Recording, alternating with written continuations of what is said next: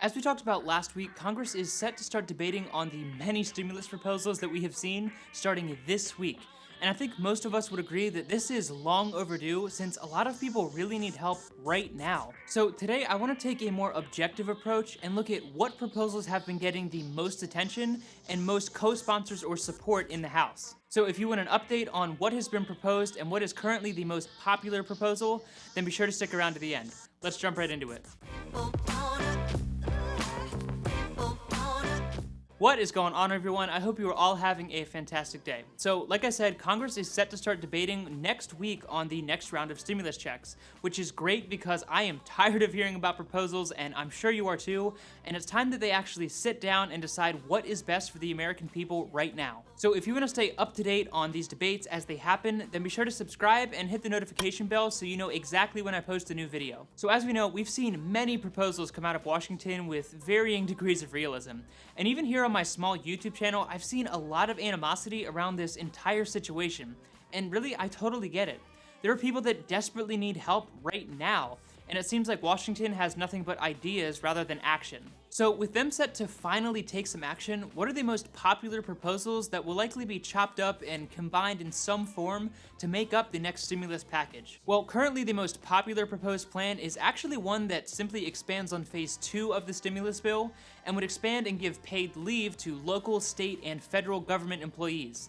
This bill has a whopping 108 co-sponsors, which puts the other bills to absolute shame. But really, this has nothing to do with your everyday citizen, so it's really frustrating to a lot of people that this is getting the most support in the House. The bill with the second most co-sponsors is another one that has not been talked about a whole lot, and that is the Reopen America Act, which has 59 co-sponsors at the time of filming this video. This bill gets a little closer to directly aiding everyday citizens, but it still leaves a lot to be desired. Basically, this says that once states have a plan to safely reopen their state, including social distancing guidelines and other practices to get people back to work safely, this bill states that the federal government would pay for that, which shouldn't really be a problem considering our boy Jerome Powell is over there at the Federal Reserve printing money and taking on debt 24/7 just to pay for these bills. Okay, but again, why isn't more of that money going to everyday citizens who really need it? Well, that brings us to the third most popular proposal in the House, and by far the most popular in the media currently,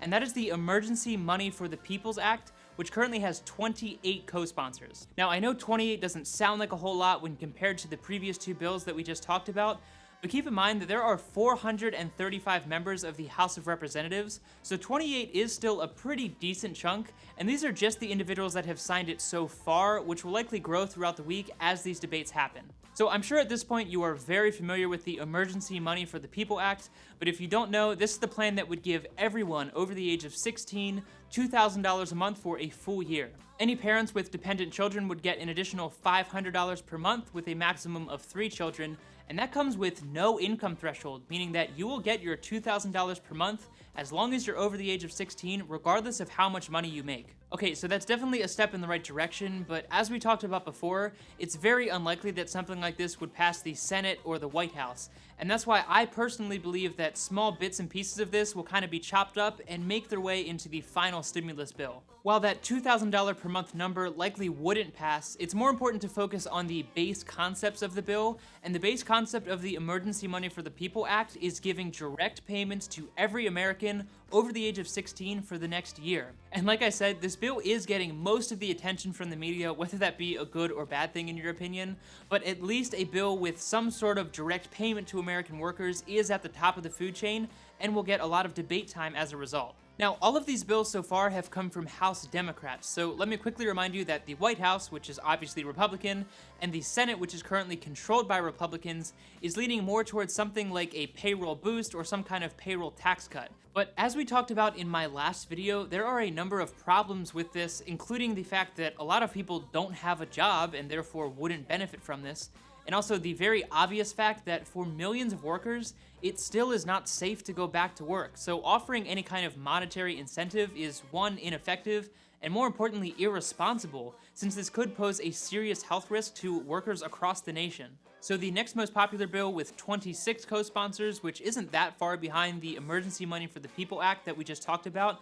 but it's not getting nearly as much attention in the media since this bill would simply exclude federal unemployment payments from being taxed. Now, this may not sound like a huge deal to you, but the truth is that the number of unemployed Americans is continuing to grow every single week, meaning that more and more people are or will be receiving that $600 a week bonus that was part of the last stimulus bill. And as dumb as this sounds, right now you do have to pay federal tax on that unemployment benefit, just like many other government programs. But in my personal opinion, this doesn't make a whole lot of sense, since the government is sending out money to people just to have them send part of that back in the form of taxes, which in my opinion is a waste of time and resources. So while this isn't the direct payments that a lot of people are looking for, it does have a lot of co-sponsors, and in my opinion, it does make a lot of sense. So it probably will make its way into the next stimulus bill as Congress starts to put pieces of these together. So you might be a little frustrated at this point that only one of the highly talked about bills that includes direct payments is at the top of the food chain in terms of co-sponsors in the House. But thankfully, coming in at 5th place with 24 co-sponsors is the Rent and Mortgage Cancellation Act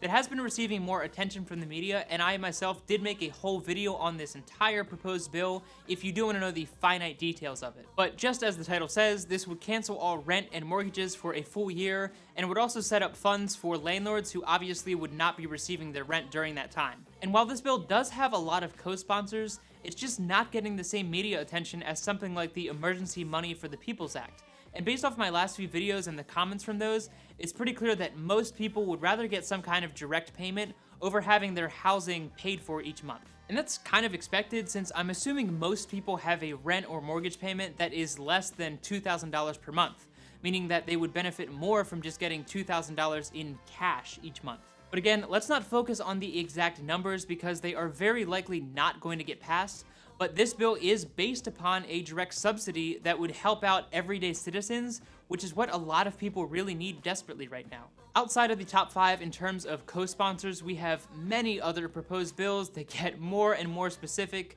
including one that would give homeowners mortgage forbearance, and another one that would give TSA workers the ability to apply for workers' compensation if they do contract the virus. And just to give you some perspective, the Automatic Boost to Communities Act, or ABC, that we talked about last week, has fewer sponsors currently than the one I just talked about that would give TSA officers the ability to qualify for workers' comp. The ABC Act is the one that would give you $2,000 a month during the crisis and $1,000 a month for a year after that in the form of a direct deposit or on the debit card that we talked about. But clearly, this proposal is not receiving nearly as much attention in the media or in Congress than something like the Emergency Money for the People Act. So the list goes on, but you get the point. There are so many proposals, but a handful of them are really getting all of the attention, and therefore will get most of the debate time throughout the week as Congress starts to piece together the next stimulus bill. And with cries for help from individuals, small businesses, and even state and local governments,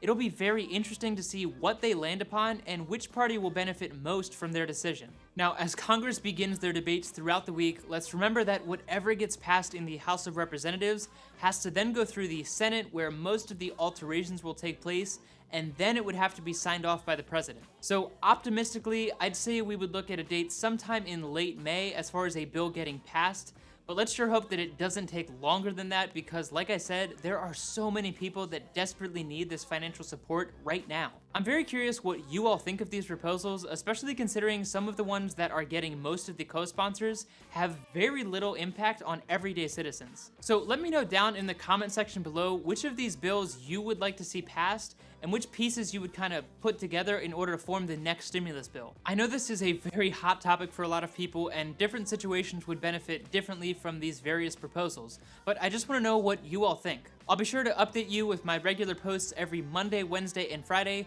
so be sure to subscribe and hit the notification bell so you stay up to date on what exactly is going on. And through all of this craziness, if you have some more free time now and you want to get started with a simple investing platform, then use the first link down in the description below to Webull and get 2 free stocks worth up to $1,400 when you make your first deposit of $100 or more. It literally only takes 5 minutes and you can get a stock worth $1,000 or more, so be sure to take advantage of that link down below. As always, thank you so much for your time, take it easy, and I'll see you in the next one.